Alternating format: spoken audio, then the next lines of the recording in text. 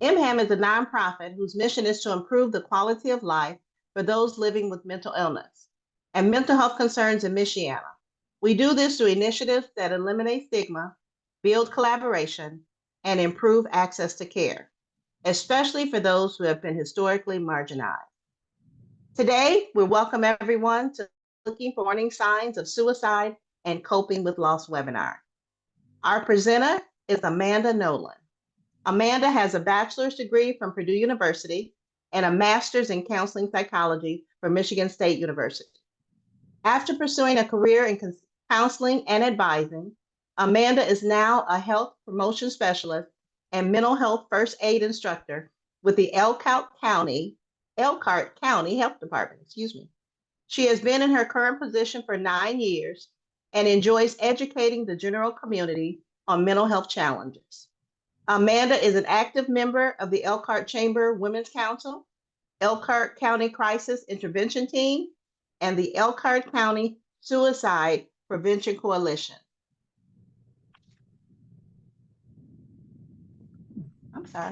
On a personal note, Amanda enjoys spending time with her family and being outdoors whenever she can. Let's welcome Amanda Noland. All right, thank you so much for having me today. It really is an honor to be talking about such an important topic. And that really is looking out for those warning signs of suicide and recognizing those symptoms of depression. And of course, we are going to be talking about coping with loss as well. So I really want to put a little bit of a disclaimer here today. I am going to be talking a little bit about my personal story. So I'm going to try to be as gentle as I can with myself as well. So just know that there are resources that are available to help you if anything does trigger you in any way today. So that being said, if I can get my technology to work. This is a really important slide, one of the most important, and that really is all about taking care of yourself today. So just understand that the information that we're talking about can absolutely trigger you in a variety of ways. Honestly, a variety of emotions, all of which are absolutely normal. So I really ask that you're gentle with yourself and really understanding as well. And think of someone that you can actually debrief with now. It's not a bad idea to even take out a piece of paper and write down that person's name. I can tell you I have done several trainings on mental health, and some days I am totally fine. I go home and I have a lot of energy, and other days something hits me pretty hard, and I need to talk about it. So that's absolutely okay.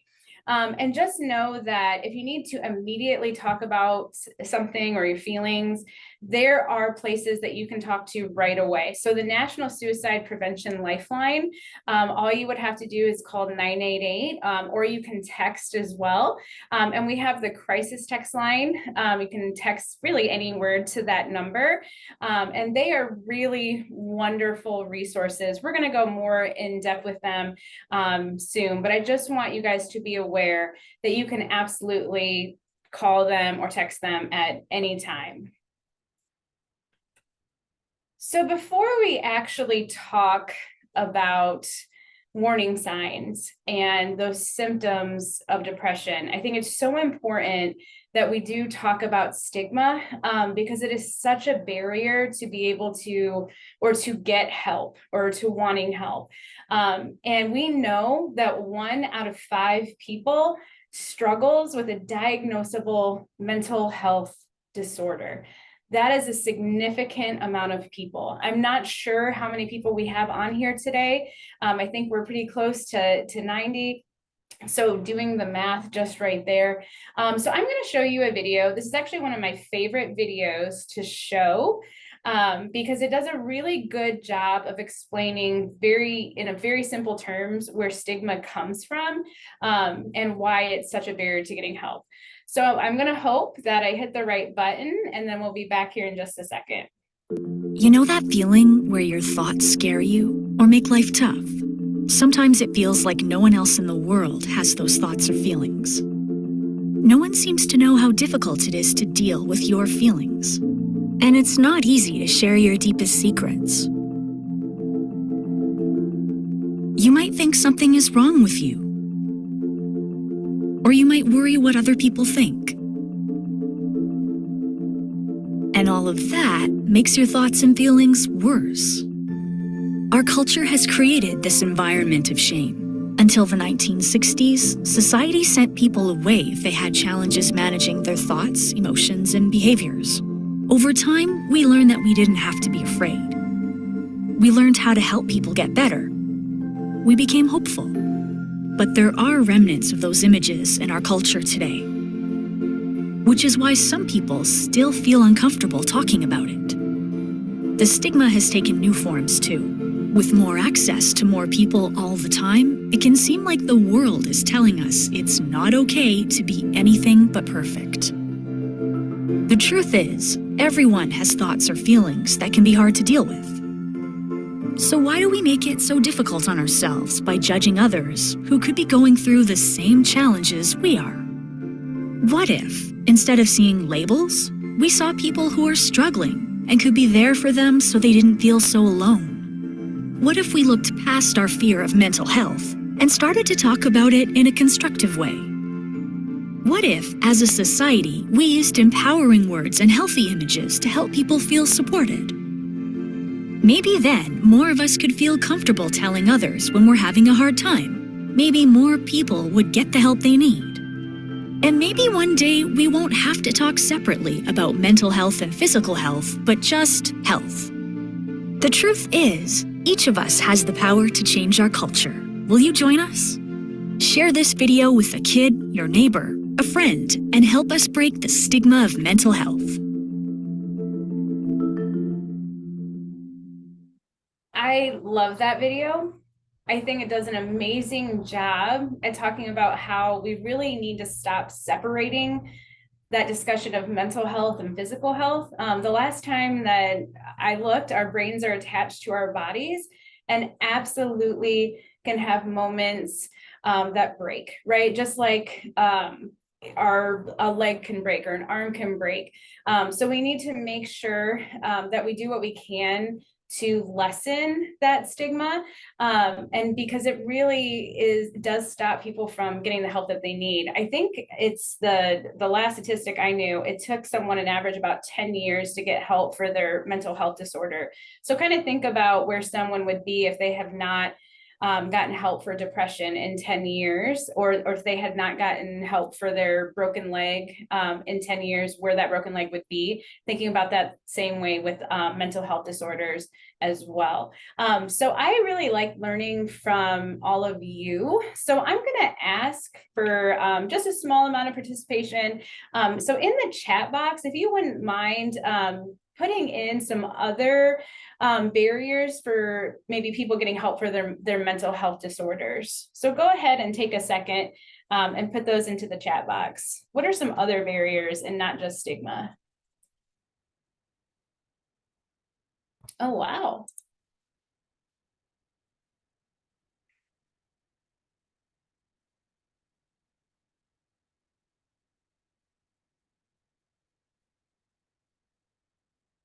Thank you so much for participating. So I'm seeing everything from access to care, race, gender, transportation, parents not willing as well, insurance, absolutely, cost. So I keep seeing cost. And I can tell you, when I was having my mental health concerns, that was a concern that I had. Absolutely was the cost of services. So let's go ahead and talk just a little bit now about some actual signs and symptoms of depression in a loved one. So I told you I would tell you just a little bit about myself. I don't want to go too far into my story because I just don't want to really trigger anybody. But again, just remember that there's always help available. That 988 crisis text line, and I believe in the chat box. MHAM put in some good resources as well. But I want to say a long time ago, it really wasn't that long ago, it was a few years ago. Unfortunately, I lost both of my parents. By the time basically I was 34 years old, I had just given birth to an infant. And it was the biggest roller coaster ride of my life. One day I basically woke up and I was shaking in my bed and I didn't know why. And you have to remember, I was a counselor for several years. I felt like I probably should have seen something like this coming with what I was going through, but honestly, I didn't. It just all hit me at once. And these were some of the areas particularly that I felt I experienced with depression. And this is when someone does experience depression overall, this is also some symptoms they may experience. But I can tell you, first of all, I lost interest in just about everything. Getting up just to go take a shower was a win for the day. But you have to remember, I'm trying to have this full-time job. I'm trying to care for this infant, all while dealing with these emotions, these very large emotions that I was having. Really, a lot of it began with digestive issues, and that's very, very common with depression. Oftentimes, we think that they're all physical concerns, right? Aches and pains. I actually had debilitating aches and pains that I did not connect to the emotional state that I was going through. And when I say debilitating, I mean it really took away my life. Mood changes, feeling obviously a lot of sadness, hopelessness. With clients, I would be listening for the word trapped.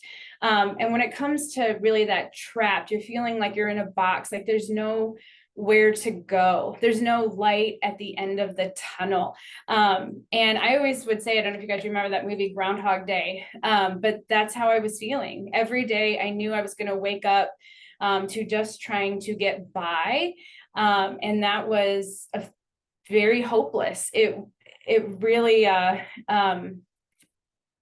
it was very difficult for me and my family, of course.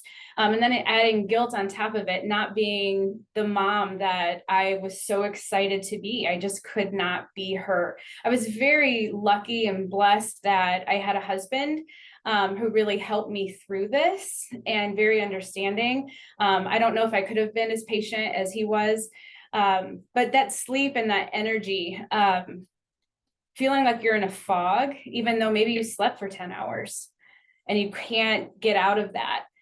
Lack of energy, but feeling just slowed down, and to the point where people actually recognize or can recognize it.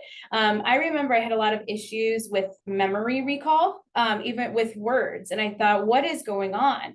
I was on a variety of medications to deal with those aches and pains. And I'll be honest, the reason that I share this story is because I want you to know that this absolutely can happen to anyone. I did not see this coming, like I said, even having been a counselor. And I think overall, it was the most helpless time in my life. But I want you to know recovery is possible. It is absolutely possible. And I'm here really to give hope. Those thoughts of dying or suicide, we absolutely need to take very seriously. So when you're hearing those terms like worthless, helpless, again, trapped, not able, nowhere to go, all of these, we have to take very, very seriously. And I know with me, I was at a point where I didn't know if I wanted to wake up the next day, to be honest. It was so painful. And I was having issues with PTSD where I would actually have these flashbacks or these dreams, and I would have to acclimate myself to what really happened, like what was real, what wasn't. So it was a very hard time. And the biggest thing is really, getting that help that you need. And recovery is again, it's absolutely possible. So thank you very much for letting me share my story. I don't want to go too far in depth, but it was a huge struggle. Okay, so when do we actually need to ask the question? And when I say the question, I don't mean, are you thinking about harming yourself? I mean, are you thinking about suicide? Are you thinking about killing yourself? If you are asking this, particularly to youth, I always recommend saying, are you thinking about killing yourself? Because suicide may not be something that they understand at that point. But these are some warning signs. This is actually from 988, and I did this purposely because I want all of you guys to know and see that you can actually get these cards for free. So if you're at your desk, write this down right now, 988 store, Google it, all right? It is absolutely free. So that is why I want everyone to understand you can get so much of this information and provide it out to the public, and you can get it right at your organization and give it out. So please do. So I actually have a few examples before I go into this, but this is actually a magnet that I like to give out. It's even in Spanish as well. And I do help with the Elkhart County Suicide Prevention Coalition, and we provide these, and this is actually the crisis text line. So being able to provide that information. So let's talk about some of those warning signs. If somebody is talking about it or making plans for suicide, that is definitely a risk factor. We need to talk with them and help them get help. Oftentimes throughout my career, I've heard so many times, if they're talking about it, they're not going to do it. All right. And I'm not sure where that myth came from. And sometimes when we have a suicide here in Elkhart County, we'll go back and we'll even look at some of the Facebook things that were posted, and we might actually see maybe some things that they wrote that were indicators that something else was going on, right? So we have to really keep that in mind. If they're writing it, they're talking about it, we have to take that seriously. And of course, behaving recklessly, like not having care for one's life. So doing something that could be harmful, right, to them, that they're not having that care. Talking about being a burden. This is a big one. So those words like trapped, burden, I will say I had that unbearable pain, physical pain. It was very hard. Increasing the use of alcohol or drugs. We know that if someone is under the influence, obviously the decision-making is not there. The frontal lobe is not going to be making good decisions. So that definitely is something to keep in mind. We talked about feeling hopeless, but right here, having no reason to live. Like, we need to take that very seriously. I want to skip down. I know you guys can read through these, but withdrawing or feeling isolated. Oftentimes with suicide, we'll hear, well, I didn't see any warning signs. Well, oftentimes that's because the individual has withdrawn. And I can tell you with me personally, I have wonderful friends, but for about 2 years, I couldn't even respond to text messages. So it's hard. I'm just starting to talk about my story, but I just didn't even I didn't even have the energy to reply. But I had such consistent emotional support from friends that would say, hey, I'm thinking about you, sending me care packages. We know that you're not okay, right? Please come out with us. So they were really trying to pull me back in. Eventually, I was able to get out of it. And again, recovery is absolutely possible. Showing that rage, extreme mood swings, we're not able to get out of that. We're looking at change. And I think that's something that's really important for us to understand. It was somebody's life that changed, particularly for a couple of weeks. So we need to, continuously assess and having that gentle approach and listening non-judgmentally. I know we all think that we're amazing listeners, but reviewing how is a good way to approach this. We don't want to shut somebody down. So if someone came right to me and said, "Are you thinking about suicide?" I would have shut down, right? But being able to talk with me, having that gentle approach. So in the chat box, I would like to hear maybe some areas of where you think would be a good place to approach somebody with this conversation. Again, I really like to learn from you guys. So in my classes, I always use these examples. So go ahead. Where do you guys think would be a good place to have this conversation and approach somebody?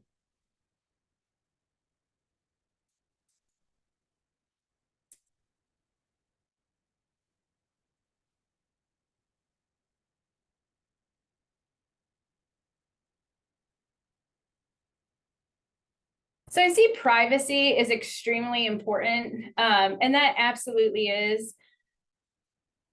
So over coffee, sometimes we can think of a car, okay? We'll talk about that one after class, meeting. So these are all great in a private situation for sure. So with the car thing, we always have to be a little careful because we don't want to feel like have them feeling trapped. We get this a lot when I teach youth mental health first aid, that a good place to have a conversation with the youth is there because they can't go anywhere, right? But that may make them feel more trapped. So we just have to be careful with that. And also eye contact. Please just make sure we're making it comfortable for them. Some people feel very uncomfortable with eye contact. So it might be better if it's side by side, especially when someone's talking about trauma. I can tell you from my experience, I felt like my brain was not able to process things very well when I was looking at somebody and talking about it, but I was able to process it easier maybe when I was looking down. Trauma, I feel like, just rewires the brain and you have to rewire it back. And that's really how I got out of this. But eye contact can be intimidating. So I want everyone to know that you are not alone, and you are going to see this a few more times in this presentation. You are never alone. So where do I turn to, right? Well, there's so many different places that we can go. Now, I'm looking more at Michiana right now, but 988 and crisis text line are national. All right. I do know the person that's our local 988 representative. And he does everything that he can to try to find everything local in every county that he helps out with in northern Indiana. But Oakland there's been so much going on in that area or in that organization. They are a great place to call and connect with. I am going to give out resources, or they're going to send them out for me at the end. And that one is definitely one I would highly recommend. And going to talk to or emailing Mental Health Awareness of Michiana, NAMI, that a National Alliance in Mental Illness. We do have local chapters, and also that Elkhart County Suicide Prevention Coalition. Please connect with us. We will do whatever we can to provide those resources that we have here in our community. So recovery needs to be a large point of conversation. And it is not when it comes to mental health in general. So if somebody, let's say, breaks the wrist, the first point of conversation is, okay, what does recovery look like? Are you going to physical therapy? Are you, what do you need to do, right, to get recovered? Do you have to have surgery? But with mental health, oftentimes people don't know what to say. And they don't understand the recovery. And that's why we really need to make that a point of what recovery looks like, whether that's therapy, medication, group therapy, whatever it might be, but understanding that we can get through this. All right, we can get through this together. So I'm going to ask a tough question here. And this is, what if my loved one does not want help? This is very hard because we're in a situation that we know this person needs help. We might not be in that crisis 911 situation, and they're over the age of 18, right? Where our options are getting lower and they're just not wanting help. I'm going to come down to this one right here. Are you the best person to talk with them? This is hard. Recommend that they talk with somebody that they trust, because unfortunately it may not be you. I know that there's been a few times that I've said, hey, I've really noticed that there's been a change. I'm really concerned about you, and I want you to know that I'm here and I really would love to talk with you. So just know that anytime. And I'll get that, no, I don't really want to talk with you, or not here, not now, whatever it might be. But you can encourage them to talk with somebody that they do trust, and help them figure out who that even might be. And remaining patient. This is not my strong suit. My children will tell you that. I do my best, but it's just not a part of my personality. I like things to be done immediately. So that can be very difficult for me. And I'll tell you, when I had my issue with depression, it made me slow down and be patient. Planting seeds. So out of all of my doctors, and I had 5 of them, by the way, 5 doctors and all the medications that I was taking, the one person that actually knew really what was going on with this pain was my massage therapist. And he literally all the time would plant seeds of, Amanda, this pain is coming from an emotional side of your loss. And so those little seeds that we planted, ultimately, I was able to make this connection. So if they don't want help, it's okay to say something, plant those seeds. And that's what I look at as my job. And I think there's several of you that are on here looking for more information on what to do. And just being able to plant those seeds, give those resources, those information, that all adds up. But also be honest about what the situation is and setting boundaries that you actually keep. It's very, very important. So if somebody is struggling, they're not wanting help, we do need to set boundaries for ourselves, for our own mental health, and even consider having a counselor for ourselves as well throughout this process. Threatening is something that we really don't recommend. It really isn't helpful, but always, of course, keep yourself safe and just be honest with that person about how you're feeling and what boundaries that you have. And that's why here it says, take care of yourself. That's a big part of it. And we do get the question, I feel like the system is failing me. I am really struggling. My loved one is not getting the help and care that they need. Second opinion. I oftentimes will hear people say, well, this is what the doctor said. And I'm like, well, what did the other one say? So with me, I kept going from one person to the next person, to the next person, to the next person. I probably had 5 appointments in a week just to try to get myself back on track. Seeing different therapists. It took me quite a while to find one that I really liked and was a good match. So being persistent with that. But again, you need to take care of yourself. You are priority. Think of that oxygen mask, right? You have to put it on yourself to be able to help care for the next person. So I'm going to put a little disclaimer for the next slide, because we're going to be talking about coping after a loss by suicide and things that we can do to help take care of ourselves. And really, this is helpful for any loss as well. But we're going to really be looking specifically for of this. There's no normal. Absolutely no normal. So don't, and I love this quote, and this got me through a lot. Don't let anyone who hasn't been in your shoes tell you how to tie your laces. Write that down if you need to. I remember I overheard somebody say, she just needs to get over it. Is that a thing? Do we just get over grief really fast? No. So allow yourself the time to process the trauma. In fact, it can take 2 to 4 weeks to even understand what has just occurred. There's no timeline here. It is not linear. And I used to run grief groups, and I used to run anxiety groups. And one thing that one of my mentors talked to me about with the grief groups is plan A versus plan B. And if you have paper in front of you, again, this is definitely one of those notes to take. Plan A versus plan B. Plan A is if somebody comes up to you and asks you how you're doing, you spill everything and talk about everything with the loss and what's going on.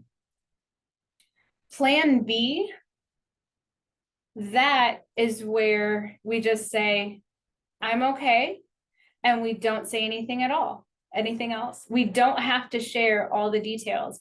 And I will never forget several years ago, and actually I think the person might be on this webinar, I had having a very bad day with what was going on. And I remember she came into my office and asked me some questions about it. And I said, you know what, today, I just don't want to talk about it.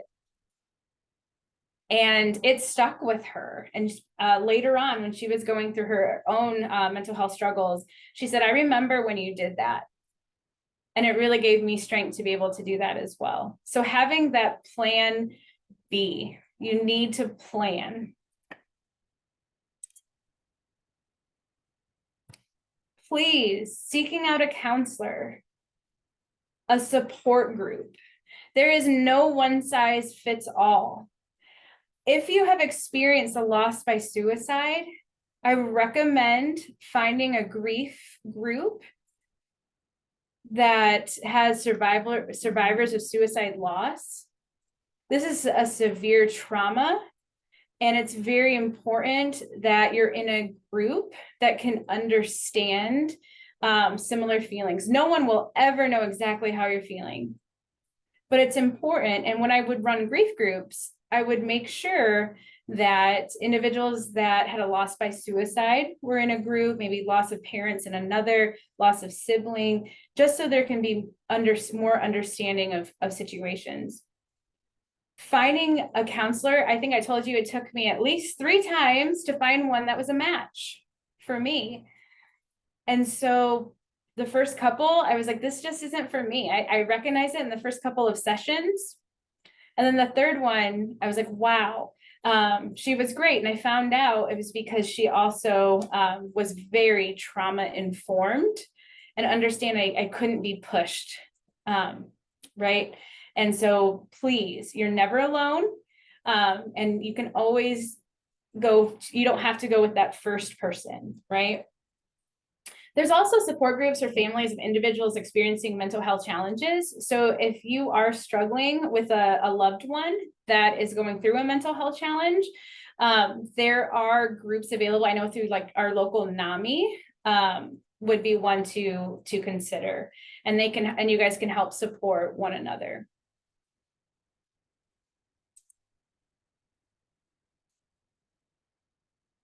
So let's talk a little bit about affirmation.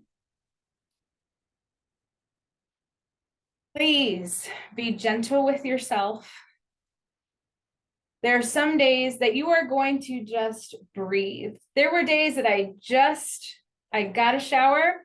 That was a win. I had a good night's sleep. That was a win.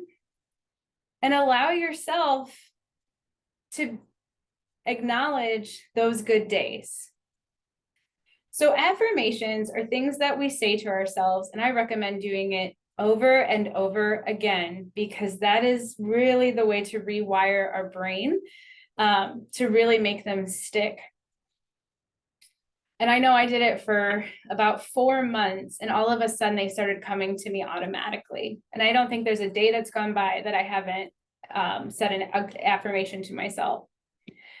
So one, particularly with coping with suicide loss, I recommend is I am allowed to have a good day. And I want you to think of that in your head right now.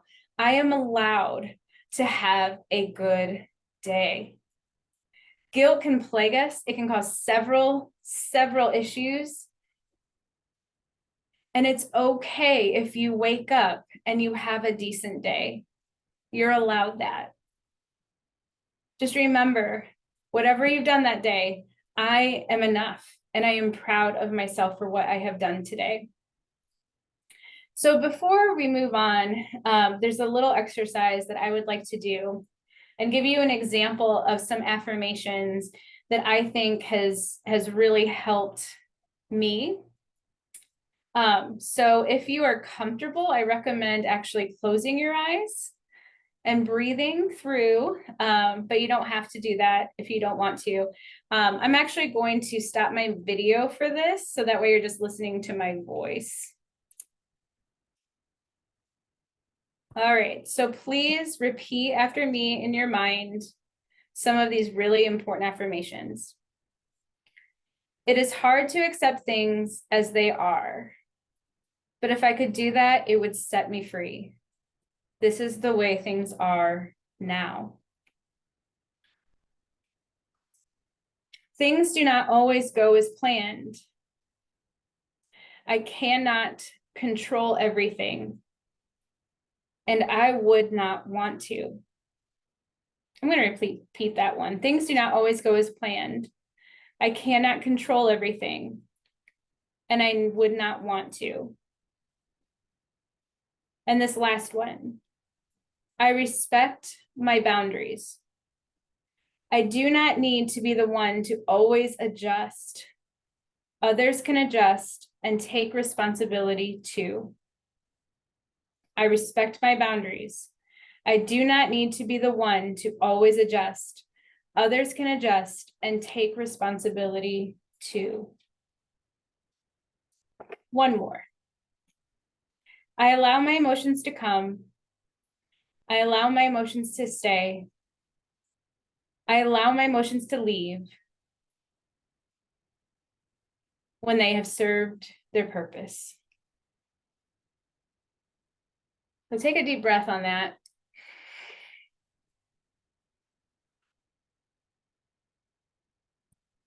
So I want you to think about how you feel now with just me having read those. And creating your own would be a really great way to really be able to help with those really particularly rougher days. So I really recommend just looking at those for a few minutes every single day.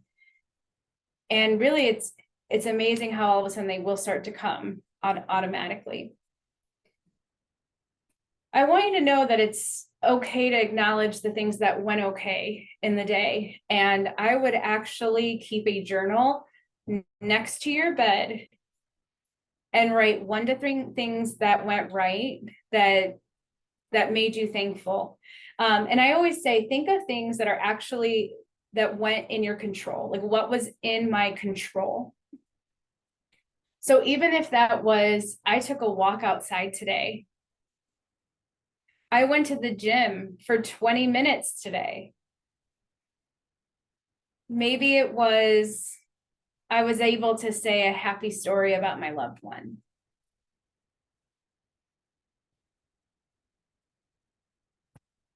And maybe start thinking about how you can memorialize your loved one. I know I actually had a friend that her brother lost his battle and completed suicide.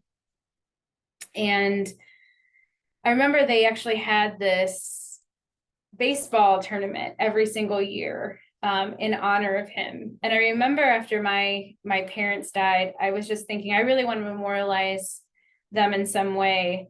But just the thought of trying to put something like that together was so overwhelming.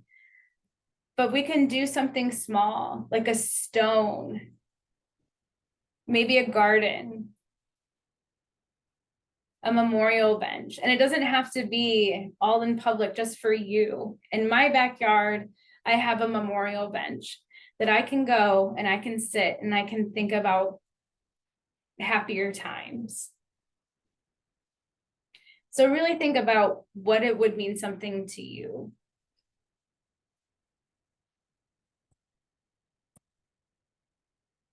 So last but not least here, remember that help is always available.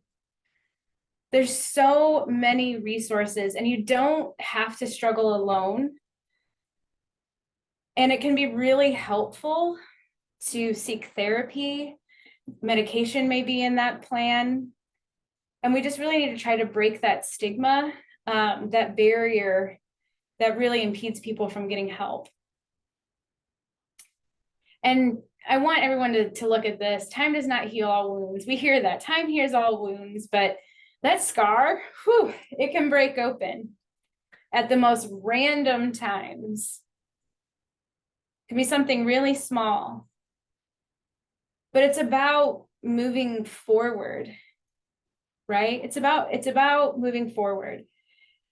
And I oftentimes look, when I'm in my car, I think about my windshield, right? And how moving forward, there's so much that's still there. I mean, you still have that rear view mirror, right? But we really want to try to move forward. So this last affirmation, I really want everyone to think in their mind right now. I am enough. I did my best today. Tomorrow can and will be better. It may not be, but we can say it is until it is. So thank you guys so much for letting me share my story. It's not an easy one to tell. In fact, it's been several years and I'm just really starting to share some of these more intense details. And I thought this would be a good place to do that. So thank you so much.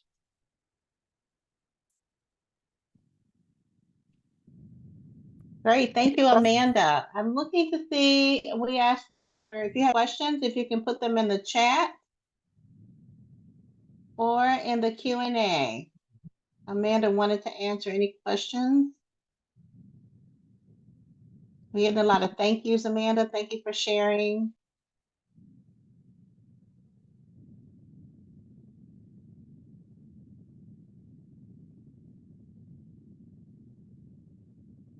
Thank you for being open about your experience. Thank you for your vulnerability.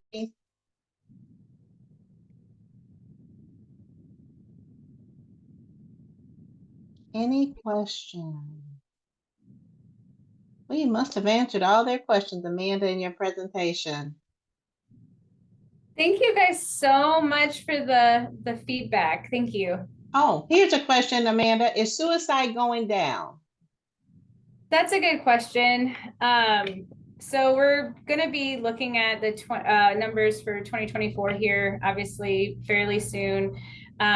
We're still looking at about 50,000 suicides in the United States every year. Indiana specifically is definitely a little bit on the higher end, and it is not going down currently. Wow. Okay, any advice for helping an adult understand their child is in need of help? Can you say that one more time? I'm sorry, Jan. Yes. Any advice for helping an adult understand their child is in need of help? Yeah, that's a tough one because that's a really hard conversation to have. But my best recommendation is to let them know exactly like what you're seeing. And the approach with that is going to be everything. So let them know that, you really care about them, and using that tonality, particularly when it deals with this, is important. And then just letting them know exactly what you're seeing.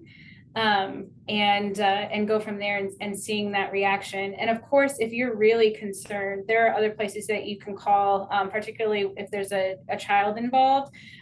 You always have DCS that you can call and let them know your concerns if you're not getting the response that you want. And even calling like the school counselor to let them know that their concerns of what is happening, seeing if they're seeing those concerns. But yeah, you can absolutely take that further. Okay, Amanda, how do you handle confidentiality when working with adolescents if they don't want their parents to know the extent of their struggles? Oh, that's a hard one.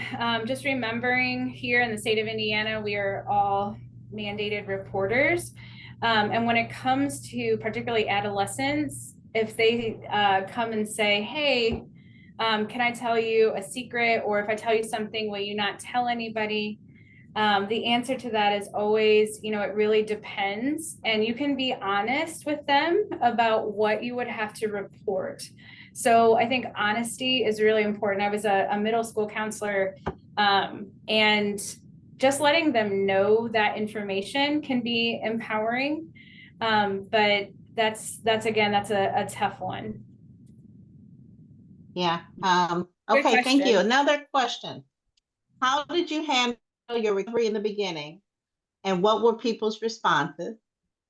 What would you recommend do's and don'ts when someone is healing from their attempt? It's a I had great a couple of question. pieces to it. I didn't handle my recovery, I'll be honest, like at first, or with what was happening. I don't think I recognized exactly what was going on, but my husband did. And he basically said, Amanda, he's like, I love you. And I've really noticed a change. It was very obvious, the change. I wasn't able to really even get out of bed. But he's like, I think we really do need some help. And I think that's really where the intervention started. And that was then going to see a counselor. I think my medical doctor actually I started with, letting her know kind of what was going on. And because I had a lot of physical symptoms. So that's really where I started. And then as about the year and a half progressed, 2 years, I really found out that this was a lot of mind work that needed to happen. So that's a great question. So just know there's always a light. It took me quite a while, but I never gave up. And it was always, who's the next person that can help? Yeah, what would you recommend for do's and don'ts when someone is healing from their attempt? Do be gentle. And honestly, the support system, I would recommend education on what's going on.